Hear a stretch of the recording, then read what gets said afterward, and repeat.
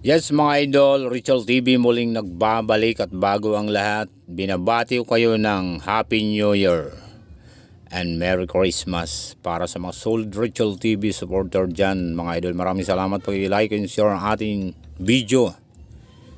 So mga idol, ang pag-uusapan natin ngayon ay patungkol dun sa comment ng isa nating supporter, no? Bago daw ako magturo ay magpalaki muna ako. So mga idol, ang workout ko ngayon ay shoulder sa likod. 3 session lang yan mga idol, pero malupitan yan. Barbell, dumbbell, cable. Yung nakikita nyo ngayon mga idol, ayan ay ginagawa ko extension sa legs to shoulder, at para yan sa mga nagbabasketball din mga idol. So ginagawa ng mga NBA player yan mga idol, no? So balik tayo mga idol doon sa nag-comment. Sir, lilinawin ko lang, hindi ako nagtuturo para magpalaki. Ang sinasabi ko lang sa mga kaibigan natin, mag-motivate kayo ng katawan sa gym. I-motivate nyo, iwas bisyo, alak, sugal, sigarilyo mga idol. Hindi ko kailangan magturo ng pagpapalaki ng katawan dahil maraming proseso ang pagpapalaki. Ang sa akin lang dito ay makakuha ng power, stamina, endurance, lakas mga idol, dahil ako ay hiking, adventure, nagbabike, basketball, boxing, taekwondo. Yun mga idol, yung kailangan ko, yung natural muscle, hindi ko kailangan magpalaki. Ang pag-gym ay simple lang, lalaki ang muscle mo kung imomotivate mo ng tama at maayos na buhat. At ang sinasabi ko rin ay yung tamang position, tamang direksyon ng pagbubuhat mga idol, para nang sa ganun ay makaiwas kayo ng injury, ipit ng ugat mga idol.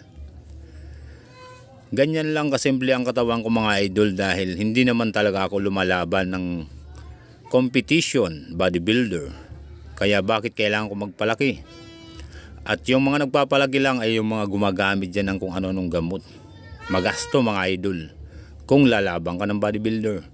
Pero kung hindi, yung tamang buhat lamang at maayos, magkakaroon ng improvement ang iyong muscle ng sapat. Natural muscle mga idol, inuulit ko, no? So dahil December ngayon, ito ang sikreto ko sa calf ko. Ipakikita ko sa inyo. 3 feet mga idol, ganyan na ang calves nyo. Tiyaga lang at simple lang sa gym talaga mga idol. Huwag ka lang masisilaw sa bakal at makikipagyabangan. Isipin mo lang, i-develop mo lang na maayos yung muscle mo. Hindi man malaki, tulad ng mga bodybuilder, Mr. Olympia, magkakaroon ka ng ganyang muscle na simpleng-simple lang. Idol ko kasi mga idol si Bruce Lee at si Jean-Claude Van Damme. Kaya yan, natural muscle lang, walang problema. Wala tayong problemahin na magkakasakit tayo sa organs, sa bato, dahil wala naman tayong gamot na iniinom mga idol o ginagamit para lumaki ka. Yung mga lumalaki, talagang gagastusan nilang kanilang katawan mga idol. Ang pag-gym kasi maraming dahilan, maraming proseso kung bakit ka pumasok sa gym. Basta ako inuulit ko, stamina, endurance, power sa katawan, lakas para sa buhay natin mga idol. Alagaan natin ang ating buhay para sa mga mahal natin sa buhay, para sa mga pamilya natin mga idol.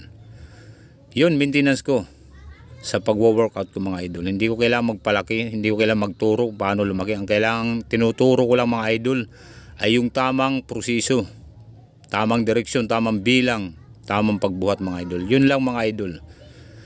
So ito lang naman kasimple yung katawan ko mga idol. Yan lang yung muscle ko. Tipong pang personal mo lang mga idol. So maraming salamat sa mga tumatangkilik. Pag-like and share, paki-follow and subscribe ating YouTube channel, Facebook page, Richel TV. I love you. Ingat kayo sa inyong mga lakad. Magandang gabi.